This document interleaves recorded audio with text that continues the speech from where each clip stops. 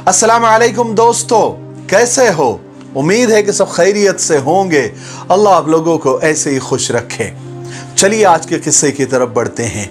बहुत पुरानी बात है, पुराने ज़माने की बात है कि एक आदमी ने दूसरे आदमी से कहा कि मेरे भाई, आपके पास शहद है, यानी हनी आपके पास है? मुझे शहद की बहुत सख्त ज़रूरत है, क्योंकि मुझे एक बीमारी है और वो शहद से ही अच्छी हो सकती है। आप बराए मेहरबानी अगर आपके पास शहद हो तो आप मुझे दे दें। तो उस आदमी ने कहा कि भाई, बड़े अफसोस के साथ मैं आपको बता रहा हूं कि मेरे पास शहद नहीं है। अगर मेरे पास शहद होता तो मैं ज़रूर आपको देता, लेकिन हाँ, एक रास्ता आपको बता सकता हूं। थोड़ा आपको दूर जाना पड़ेगा। मुल्क शाम से एक बहुत बड़ा तिजारती काफिला आ रहा है। पहले काफिले आते थे तिजारती, यानी सामान वगैरह बेचने के लिए एक मुल्क से दूसरे मुल्क की तरफ जाते थे। तो उस आदमी ने कहा कि वो काफिला बहुत अच्छे इंसानों का है, बहुत अच्छे ताजिर और बहुत अच्छे बिजनेसमैन उसमें हैं। मुझे उम्मीद है कि अगर आप उनसे शहद मांगोगे और आपकी ज़रूरत देखकर और आपकी बीमारी देखकर वो आपको शहद ज़रूर दे देंगे। तो उस ज़रूरतमंद ने, उस बीमार ने उस भाई का शुक्रिया अदा किया और शहर के बाहर निकल गया और एक पहाड़ी पर बैठ गया और काफिले का इंतजार करने लगा। थोड़ी देर के बाद एक काफिला उन्हें आता हुआ नजर आया, तो वो बिल्कुल काफिले की तरफ दौड़ा ताकि जाकर वो ताजिरों से शहद के लिए दरखास्त कर सके। वो आदमी फौरन उठा और तेजी से काफिले के नजदीक पहुंच गया और उस काफिले के लोगों से उस काफिले के सरदार और अमीर के बारे में पूछा। तो लोगों ने एक खूबसूरत और बारौनक चेहरे वाले इंसान की तरफ इशारा किया, कहा कि वो हमारे अमीर है। वो जरूरतमंद, वो बीमार अमीर की खिदमत में हाजिर हुआ और बोला, हजरत, मुझे एक बीमारी है, मैं एक सख्त बीमारी में मुब्तला हूं और उसके इलाज के लिए मुझे थोड़े से शहद की जरूरत है। अमीर ने फौरन अपने गुलाम को बुलाया और उससे कहा कि जिस ऊंट पर शहद के 2 मटके लदे हुए हैं, उसमें से एक मटका इस जरूरतमंद को दे दो। गुलाम ने यह सुनकर कहा कि आका, वो एक मटका अगर मैंने इस जरूरतमंद को दे दिया तो ऊंट के ऊपर बैलेंस बराबर नहीं रहेगा, वजन बराबर नहीं रहेगा। यह सुनकर अमीर ने फौरन कहा, एक काम करो, फिर दोनों मटके इसको दे दो। यह सुनकर गुलाम घबरा गया और बोला, आका, इतना वजन ये कैसे उठाएगा, क्योंकि दोनों मटकों में शहद भरा हुआ है। ये दोनों मटके ये अकेला इंसान नहीं उठा सकता।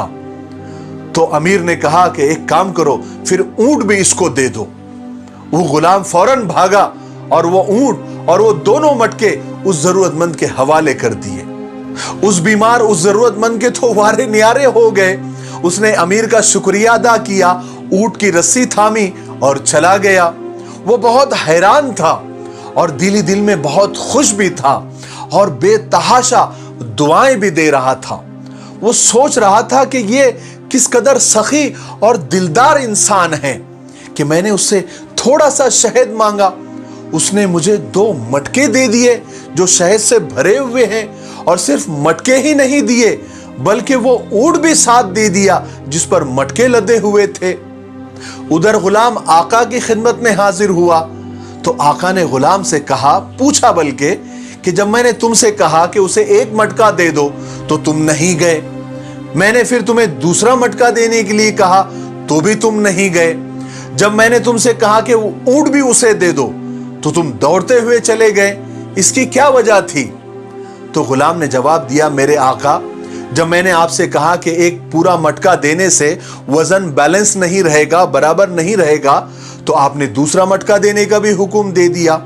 जब मैंने आपसे कहा कि ये दोनों मटके कैसे उठाएगा, वजन बहुत है, तो आपने ऊंट देने का भी हुक्म दे दिया।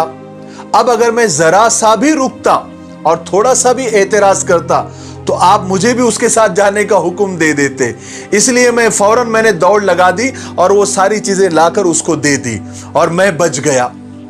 इस पर आका ने कहा, अगर तुम साथ चले जाते तो गुलामी से आजाद हो जाते, ये तो और अच्छा होता।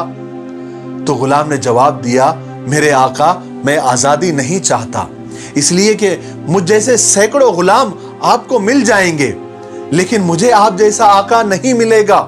मैं आप जैसा आका कहां से लाऊंगा? इसलिए मैं आपकी गुलामी में रहने को आजादी से ज्यादा पसंद करता हूं। मेरे भाइयों बहनों और दोस्तों, क्या आपको मालूम है वो आका वो अमीर कौन थे?